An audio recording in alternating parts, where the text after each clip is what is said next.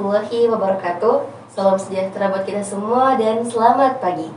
Terima kasih buat Sobat Blam Corner yang selalu setia menonton video-video yang menarik dari channel kami. Terima kasih juga saya ucapkan kepada pihak Blam Corner Makassar yang telah memberi saya kesempatan untuk saya tidak tahu berapa kalinya lagi menjadi host pada podcast kali ini. Dimanapun Anda berada, untuk Sobat Blam Corner, semoga Anda dan kita semua sehat, panjang umur, dan bahagia selalu. Saat ini saya kedatangan narasumber yang sangat hebat dan keren. Datangnya dari dosen UIN Alauddin Makassar dengan Ustaz Azizul Hakim. Ya. Assalamualaikum Ustaz. Waalaikumsalam warahmatullahi wabarakatuh. Ini akrab disapa dengan nama siapa Ustaz? Aziz. Aziz ya. Ustaz Aziz. Bagaimana kabar Ustaz? Alhamdulillah. Alhamdulillah baik-baik saja. Ustaz Aziz ini aktif sebagai dosen UIN Alauddin Makassar, pendidikan bahasa Arab Ustaz. Ya. Pendidikan formal beliau S1 di Prodi Pendidikan Bahasa Arab Fakultas Tarbiyah dan Keguruan UIN Alauddin Makassar. S2 beliau konsentrasi Pendidikan Bahasa Arab, Prodi S2 Dirasa Islamiyah Program Pasca Sarjana UIN Alauddin Makassar. S3 beliau konsentrasi Pendidikan Bahasa Arab, Prodi S3 Dirasa Islamiyah Program Pasca Sarjana UIN Alauddin Makassar. Beliau pernah menjadi Ketua HMJ PBA FTK UIN AM tahun 2009, Ustaz. Alhamdulillah. Beliau juga sekarang menjadi Kepala Pesantren Sultan Hasanuddin dan pernah menjadi peserta terbaik pertama dari utusan Fakultas Tarbiyah Pekerti. Tapi Ustaz, hari ini tuh kita berbicara tentang topik wawasan Al-Quran tentang moderasi. Seperti yang kita tahu Ustaz, Allah Subhanahu wa Ta'ala menciptakan kita itu beragam-ragam, dari beda jenis kelamin, beda-beda bangsa, beda-beda budaya, serta beda-beda suku dan bahasa. Sebenarnya apa tujuannya Tuhan menciptakan kita itu berbeda-beda Ustaz? Sama memangnya, maaf, mungkin sulit bagi Tuhan begitu? Karena pernah muncul pertanyaan, apakah Tuhan sulit menciptakan kita untuk sama sampai menciptakan kita berbeda-beda? Iya. Allah Subhanahu wa Ta'ala dengan segala kehendaknya tentu tidak sulit ya untuk menciptakan kita semuanya sama.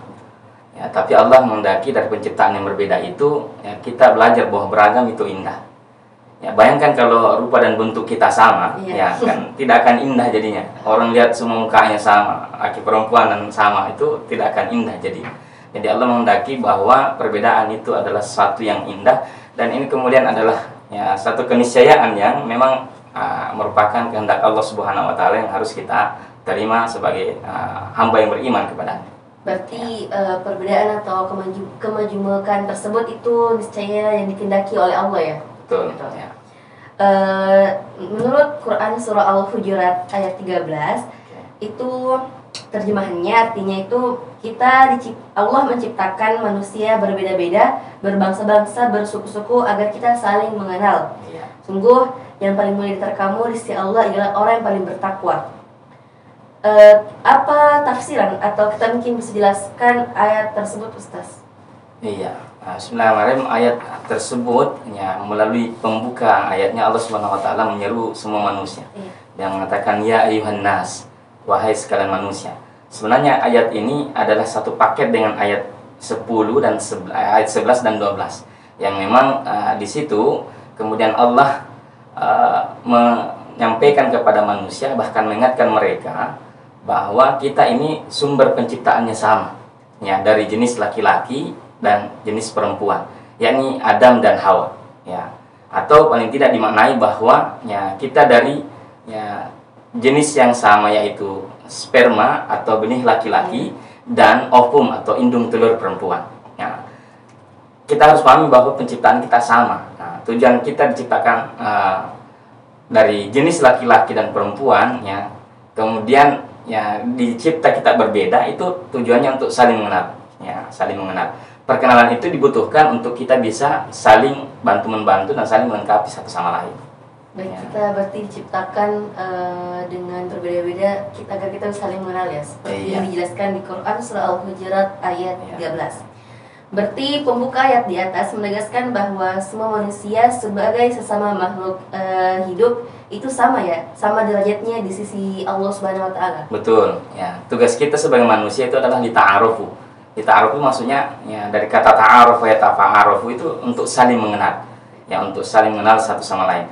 Perkenalan itu dibutuhkan ya untuk kita bisa ya saling menarik pelajaran, saling menarik pengalaman ya dalam rangka meningkatkan ketakwaan kita kepada Allah Subhanahu wa taala.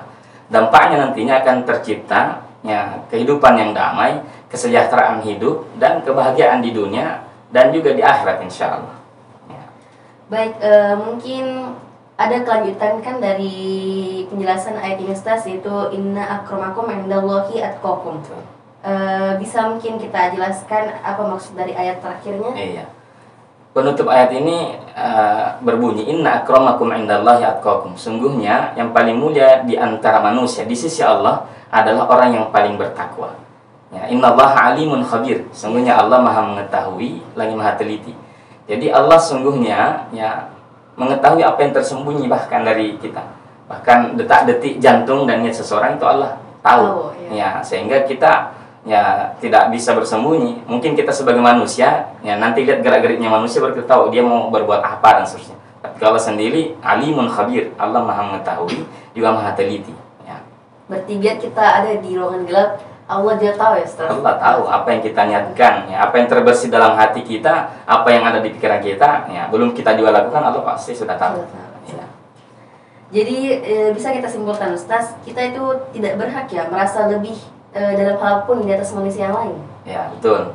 Ya, kita sebagai manusia ya punya kelebihan. Ya, tapi tentu kita memiliki kekurangan. Nah, kekurangan ini boleh jadi ya dimiliki oleh orang lain sebagai kelebihannya. Nah, sehingga ya dalam kaitan itu kita harus menghargai satu sama lain. Tidak boleh kemudian kita menganggap diri kita lebih hebat dibanding orang lain. Ya. Jadi hal ini yang menjadikan kemanusiaan itu menempati posisi pertama dari 9 kata kunci moderasi beragama. Sempat disinggung tentang 9 kata kunci ini di podcast sebelumnya, tapi mungkin kita mau kasih refresh ingatan kembali kepada Sobat Dalam Corner. Apa saja Ustaz 9 kata kunci moderasi beragama? Ya.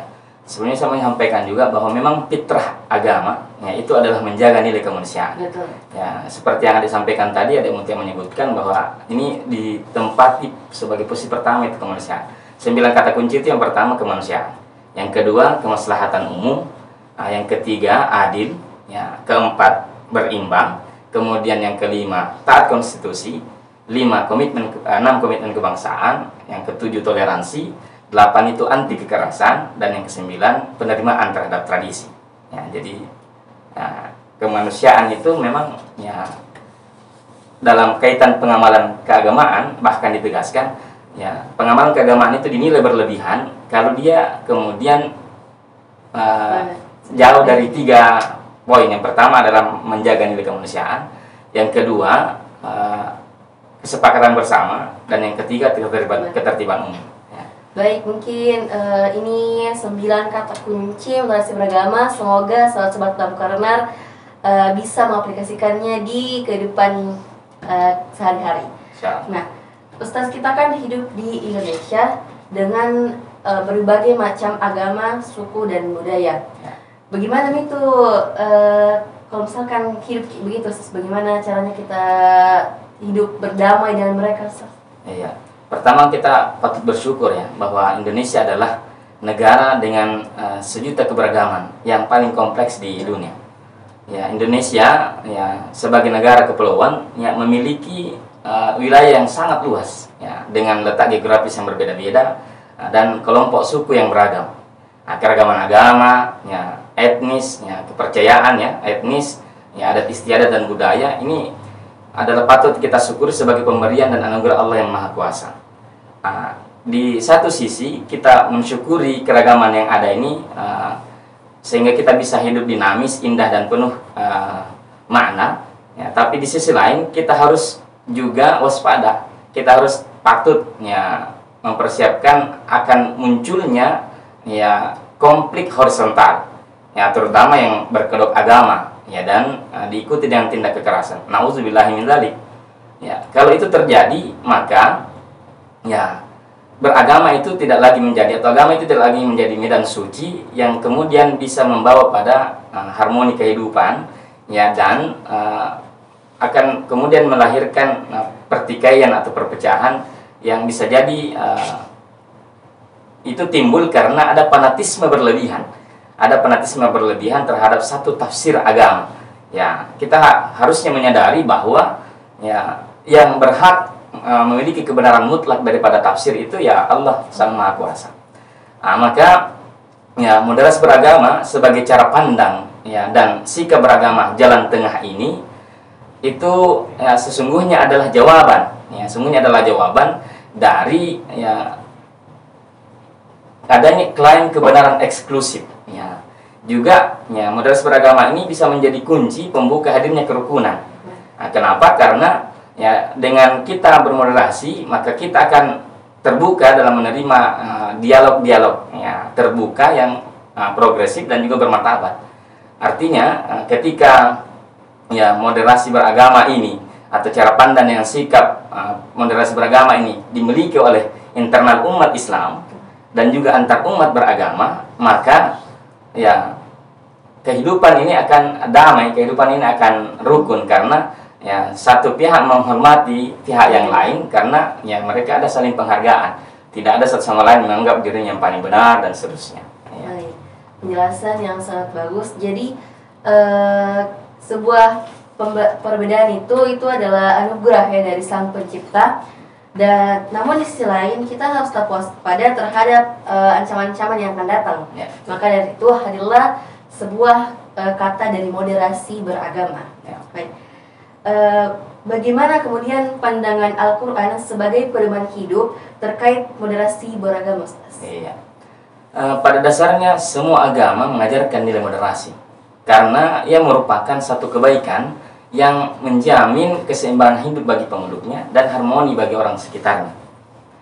Ya, tidak satu pun agama yang menghendaki pemeluk agamanya melakukan hal yang berlebihan. Jadi setiap agama menjunjung nilai kesetaraan, nilai keadilan, ya, kejujuran dan juga kasih sayang. Sehingga ya kalau kemudian ada yang berlebihan maka itu melanggar daripada ya nilai agama itu sendiri. Jadi ada sebuah ayat, Ustaz, ya, landasan Al-Quran. Iya, landasan ayat tentang landasan Al-Quran tentang moderasi beragama. Ya. Di surah Al-Baqarah ayat 13 itu dijelaskan bahwa kami telah menjadikan kamu umat Islam, umat pertengahan, agar kamu menjadi saksi atas perbuatan manusia dan agar Rasul menjadi saksi atas perbuatan kamu. Mungkin kita bisa jelaskan atau tafsirkan ayatnya, Ustaz, gimana? Iya, ayat itu berbunyi wa kadzalika ja'alnakum ummatan wasata. Ya, dari ayat ini kita dapat dijelaskan 3 hal. Yang pertama, bahwa yang ya berlaku moderat itu harusnya adalah pemeluk agama. Ya, dari kata ummatan. Ya, ummatan itu pemeluk agama. Kenapa? Karena semuanya agama itu tidak pernah bersoal. Ya. Jadi agama itu tidak pernah bersoal. Yang bersoal selama ini adalah cara pandang orang atau sikap beragama orang yang kadang tidak moderat. Ya. Nah, ini yang pertama. Nah, yang kedua, ya dari kata ja'ala yang bermakna menjadikan, mengupayakan. Indikasi kata ja'ala ini pada ayat wa kadzalika ja'alnakum ummatan wasata itu berarti bahwa moderasi beragama ini betul-betul harus diupayakan agar ya tidak kemudian melenceng atau keluar dari kaidah-kaidah Al-Quran dan Sunnah Rasulullah SAW. Ya, kemudian ya hal upaya-upaya yang bisa kita lakukan itu bisa jadi misalnya kita membaca, kita melakukan dialog-dialog, ya bahkan model seperti ini adalah upaya untuk penyebaran gagasan moderasi beragama. Karena kalau tidak diupayakan maka moderasi beragama itu tidak akan terwujud. Nah, jadi yang ketiga dari ayat ini yang inti wasata. Wasata artinya tengah. Nah, wasata ini bisa kita ambil analogi sedikit ya dari kata ini lahir wasit. Ya, tahu wasit ya? Yeah. Ya, wasit itu artinya penengah, ya, penengah yang menengahi, ya taruhlah semacam ada pertandingan. Bisa mungkin kalau kita kita bayangkan ya kalau misalnya pertandingan sepak bola ada Barcelona lawan Real Madrid atau yang baru-baru ini PSM lawan Persija. Yeah. Kira-kira kalau tidak ada wasit yang menengahi permainan itu, ya pasti akan ada kekacauan. Ya, dalam itu tidak akan teratur permainannya dan seterusnya. Hal ini kemudian ya kita bawa ke hal atau konsep beragama. Beragama itu harusnya berada di poros tengah, ya artinya tidak berlebihan. Karena Allah memang tidak suka orang yang berlebihan. Ya, innallaha la yuhibbul musrifin. Sesungguhnya Allah tidak menyukai orang-orang yang berlebihan. Berarti kita sebagai umat Islam dianjurkan untuk bersikap moderat, Ustaz, atau tengah-tengah dalam beragama. Iya. Masya Allah, sudah sangat jelas ya Sobat Blam Corner. Ternyata petunjuk Al-Quran agar kita bersikap moderat dalam beragama. Apakah ada ayat lain Ustaz yang menjelaskan tentang moderasi ini, moderasi beragama? Selain Quran surah Al-Baqarah ayat 143 tadi, ya terdapat satu ayat, yakni Quran surah Al-An'am ayat 153 ya. Quran surah Al-An'am ayat 153, wa anna hadza sirati mustaqima fattabi'u wa la tattabi'us subula fatafarraqa bikum, ya fatafarraqa bikum an sabili dzalikum wassaqum bihi la'allakum tattaqun. Jadi ayat ini menjelaskan bahwa ya anna hadza sirati mustaqima, ya bahwa ya inilah jalanku ya yang lurus, ya. Prof. Quraish Shihab mengartikan kata sirat di situ adalah jalan yang luas, jalan yang lapang. Ya, jalan yang luas yang lapang artinya dia bisa menampung banyak orang. Ya, jadi Islam itu sebenarnya sebagai jalan ya titian untuk kita hidup di dunia ini sebagai pedoman, itu harusnya bisa mengakomodir banyak pendapat. Ya, tidak harus bahwa dia kemudian mengklaim dirinya bahwa pendapatnya yang paling benar. Ya, tidak kemudian mengakui ya adanya pendapat yang lain yang juga mungkin saja benar. Ya, jadi Islam ini jangan dijadikan sebagai jalan yang sempit. Ya, harusnya jalan yang luas, terbuka untuk kemudian didiskusikan mana hal yang kemudian yang bisa ya diakui kebenarannya bersama. Oh, ini benar, ini juga benar dan seterusnya. Jadi kita tidak bisa menstigmakan kepada masyarakat bahwa ini salah, kalau misalkan berbeda dari kita. Iya. Apalagi kalau kita langsung bilang ini sesat, ini bahaya. Itu bahaya. Itu tadi kita banyak membahas tentang ayat Al-Quran. Mungkin kita bisa pindah ke hadis. Yang adakah Ustaz hadis yang menunjukkan tentang moderasi beragama ini? Ya, Nabi banyak mencontohkan bagaimana sikap beragama. Salah satunya ada hadis yang disampaikan oleh Aisyah radhiyallahu anha. Ya, Rasulullah bersabda, "Ma khuyyira ya Rasulullah SAW baina amrayni ya illa baina amrayni qad illa akhadha aisarahum." Makhuyyir Rasulullah SAW baina amrayni qad illa akhadha aisarahuma malam yakun itsman fa in kana itsman ya kana abadan nasimin. Artinya bahwa Rasulullah SAW tidaklah dipilihkan dua hal ya kecuali beliau mengambil yang paling ringan di antara keduanya, selama itu bukan hal yang dosa. Tapi kalau itu hal dosa, maka Rasulullah orang yang paling menjauhinya itu. Ibnu Abbas radhiyallahu anhu ya berkata, Rasulullah SAW bersabda, ya, jauhilah sifatnya berlebih-lebihan, ya atau melampaui batas. Kenapa? Karena ya umat terdahulu binasa karena sikapnya yang berlebih-lebihan atau melampaui batas dalam hal beragama. Ya. Berarti untuk Sobat Blam Corner sudah banyak ayat maupun hadis yang telah menjelaskan tentang moderasi beragama. Kita itu harus menghindari yang namanya berlebih-lebihan dalam agama. Baik. Seperti yang kita tahu, Ustaz, di Islam sendiri itu ada beberapa mazhab ya. Nah, terkait perbedaan mazhab di kalangan para ulama sendiri, bagaimana sikap mereka agar tetap rukun antara satu sama yang lainnya, Ustaz? Luar biasa pertanyaannya nih, ya. Luar biasa nih. Kalau santri Manice bertanya luar biasa nih. Ya, jadi mazhab-mazhab yang berbeda ya dari semua pandangan ulama itu ya, satu contoh yang bisa saya hadirkan, Imam Ahmad pernah ditanya oleh muridnya ya, karena beliau ini meriwayatkan hadis dan menyatakan kesahihan riwayat daripada qobliyah salat maghrib ya.